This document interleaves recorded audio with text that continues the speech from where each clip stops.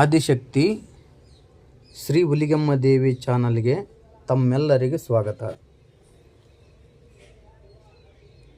ನನ್ನ ಹೆಸರು ಶ್ಯಾಮ್. ಕಲಿಯುಗದ ಕಣ್ಣೆದುರಿನ ದೈವ, ಭಕ್ತರ ಕಷ್ಟಗಳನ್ನು ಕ್ಷಣಾರ್ಧದಲ್ಲಿ ದೂರ ಮಾಡುವ ತಾಯಿ ಕೊಪ್ಪಳದ ಶ್ರೀ ಹುಲಿಗೆಮ್ಮ ದೇವಿಯ ಮಹಿಮೆ ಅಪಾರವಾದದ್ದು. ಆದರೆ ತಾಯಿ ಹುಲಿಗೆಮ್ಮ ಈ ಪುಣ್ಯಕ್ಷೇತ್ರದಲ್ಲಿ ಹೇಗೆ ನೆಲೆಸಿದಳು? ಆಕೆಯ ಉದ್ಭವ ಮೂರ್ತಿ ಹಿಂದಿರುವ ಆ ರೋಚಕ ರಹಸ್ಯವೇನು? ಇವತ್ತಿನ ಈ ವಿಡಿಯೋದಲ್ಲಿ ನಾವು ತಾಯಿ ಮೈ ರೋಮಾಂಚನಗೊಳಿಸುವ ಕಥೆಯನ್ನು ತಿಳಿಯೋಣ. ವಿಡಿಯೋವನ್ನು ಪೂರ್ತಿಯಾಗಿ ನೋಡಿ ತಾಯಿ ಕೃಪೆಗೆ ಪಾತ್ರರಾಗಿರಿ. ಬಹಳ ವರ್ಷಗಳ ಹಿಂದೆ, ಅಂದರೆ ಕೃತಯುಗದಲ್ಲಿ, ಈ ಜಾಗಕ್ಕೆ ವ್ಯಾಸಾಪುರ ಎಂದು ಹೆಸರಿತ್ತು. ಇಲ್ಲಿನ ಜಗದ್ರಕ್ಷಕನಾದ ಪರಶುರಾಮ ಹಾಗೂ ಆತನ ತಂದೆ ಜಮದಗ್ನಿ ಮಹರ್ಷಿಗಳ ಆಶ್ರಮವನ್ನು ಕಟ್ಟಿಕೊಂಡು ವಾಸ ಮಾಡ್ತಿದ್ರು. ಜಮದಗ್ನಿ ಮಹರ್ಷಿಗಳ ಪತ್ನಿಯೇ ತಾಯಿ ರೇಣುಕಾದೇವಿ. ಒಂದು ದಿನ ತಾಯಿ ರೇಣುಕಾದೇವಿ ಎಂದಿನಂತೆ ನೀರು ತರಲು ತುಂಗಭದ್ರಾ ನದಿಗೆ ಹೋಗ್ತಾರೆ. ಅಲ್ಲಿ ನೀರಿನಲ್ಲಿ ಆಕಾಶದಿಂದ ಬಂದ ಗಂಧರ್ವ ಬಿಂಬವನ್ನು ನೋಡಿ ಅವರ ಮನಸ್ಸು ಒಂದು ಕ್ಷಣ ಚಂಚಲವಾಗುತ್ತದೆ.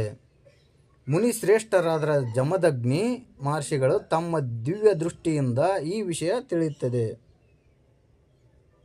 ತಪಸ್ವಿಗಳಾದ ಅವರು ಕೋಪೋದ್ರಿಕ್ತರಾಗ್ತಾರೆ.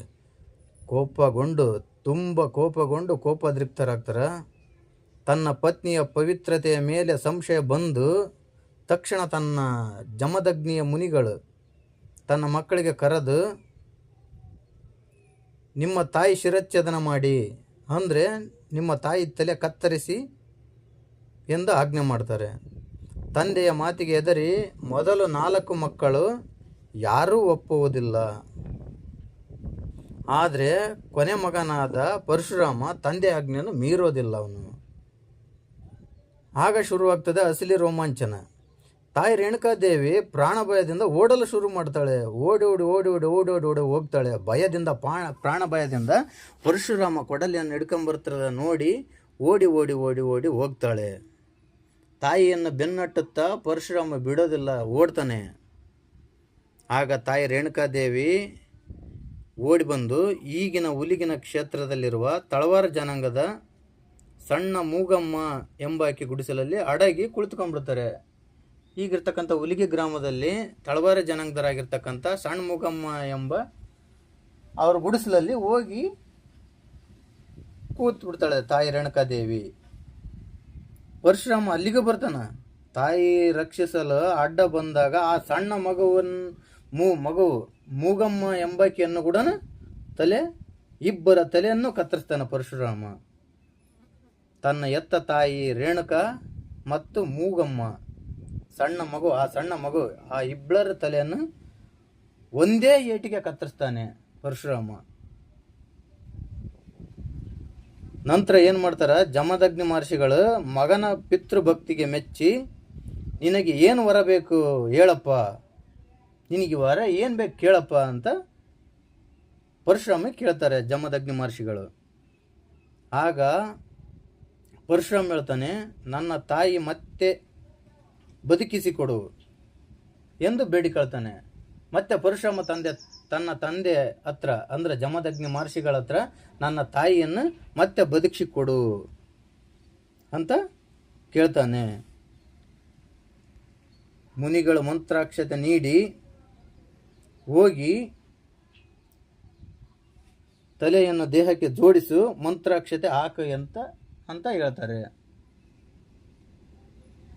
ಮಂತ್ರಾಕ್ಷತೆ ಕೊಡ್ತಾರೆ ಜಮದಗ್ನಿ ಮಹರ್ಷಿಗಳು. ಆ ಮಂತ್ರಾಕ್ಷತೆಯನ್ನು ತಗೊಂಡು ಹೋಗಿ ಪರಶುರಾಮನಿಗೆ ಹೇಳ್ತಾರೆ, ಹೋಗಿ ತಲೆಯನ್ನು ದೇಹಕ್ಕೆ ಜೋಡಿಸು, ಮಂತ್ರಾಕ್ಷತೆ ಹಾಕು ಅಂತ ಹೇಳ್ತಾರೆ. ಆದರೆ ಗಡಿಬಿಡಿಯಲ್ಲಿ ಪರಶುರಾಮ ಒಂದು ತಪ್ಪು ಮಾಡಿಬಿಡ್ತಾನೆ. ಒಂದು ತಪ್ಪು ಮಾಡಿಬಿಡ್ತಾನೆ. ತಾಯಿ ರೇಣುಕಾದೇವಿ ತಲೆಯನ್ನು ತಳವಾರದ ಸಣ್ಣ ಮೂಗಮ್ಮನ ದೇಹಕ್ಕೆ, ಸಣ್ಣ ಮೂಗಮ್ಮಳ ತಲೆ ರೇಣುಕಾದೇವಿ ದೇಹಕ್ಕೆ ಉಲ್ಟಾ ಜೋಡಿಸ್ಬಿಡ್ತಾನೆ. ಮೂಗಮ್ಮಳ ದೇಹಕ್ಕೆ ಮತ್ತು ಸಣ್ಣ ಮೂಗಮ್ಮಳ ತಲೆಯನ್ನು ರೇಣುಕಾದೇವಿ ದೇಹಕ್ಕೆ ಉಲ್ಟಾ ಜೋಡಿಸ್ಬಿಡ್ತಾನೆ. ಯಾರು? ಪರಶುರಾಮ. ಏನು ಮಾಡ್ತಾನೆ, ತಾಯಿ ರೇಣುಕಾದೇವಿಯ ತಲೆಯನ್ನು ತಳವಾರ ಸಣ್ಣ ಮೂಗಮ್ಮಳ ದೇಹಕ್ಕೆ ಮತ್ತು ಸಣ್ಣ ಮೂಗಮ್ಮಳ ತಲೆಯನ್ನು ರೇಣುಕಾದೇವಿ ದೇಹಕ್ಕೆ ಉಲ್ಟಾ ಜೋಡಿಸಿಬಿಡ್ತಾನೆ. ಮೂಗಮ್ಮಳ ತಲೆಯನ್ನು ರೇಣುಕಾದೇವಿಗೆ, ರೇಣುಕಾದೇವಿ ತಲೆಯನ್ನು ಮೂಗಮ್ಮಳ ದೇಹಕ್ಕೆ ಉಲ್ಟಾ ಪಲ್ಟಾ ಜೋಡಿಸಿಬಿಡ್ತಾನೆ. ಮಹರ್ಷಿಗಳ ಮಂತ್ರದಿಂದ, ಜಮದಗ್ನಿ ಮಹರ್ಷಿಗಳ ಮಂತ್ರದಿಂದ ಇಬ್ಬರು ಬದುಕಿಬಿಡ್ತಾರೆ. ಇಬ್ಬರು ಎದ್ದು ನಿಂತು ಬಿಡ್ತಾರೆ. ಈಗ ರೇಣುಕಾದೇವಿ ತಲೆ ತಳವಾರ ಜನಾಂಗದ ಹೆಣ್ಣು ಮಗು ದೇಹಕ್ಕೆ ಪಡೆದು ಉದ್ಭವವಾದ ಮಹಾಶಕ್ತಿಯೇ ನಮ್ಮ ಶ್ರೀ ಹುಲಿಗೆಮ್ಮ ದೇವಿ. ಇದು ಮೈ ರೋಮಾಂಚನಗೊಳಿಸುವ ಕತೆ. ಹೀಗೆ ಉದ್ಭವವಾದ ಈ ತಾಯಿ ಹುಲಿಗೆಮ್ಮ ಈ ಭಾಗದಲ್ಲಿದ್ದ ಹುಲಿ ಎಂಬ ರಾಕ್ಷಸವನ್ನು ಸಂಹಾರ ಮಾಡಿ ಭಕ್ತರನ್ನು ಕಾಯುತ್ತಾ ಇಲ್ಲೇ ನೆಲೆಯುತ್ತಾಳೆ.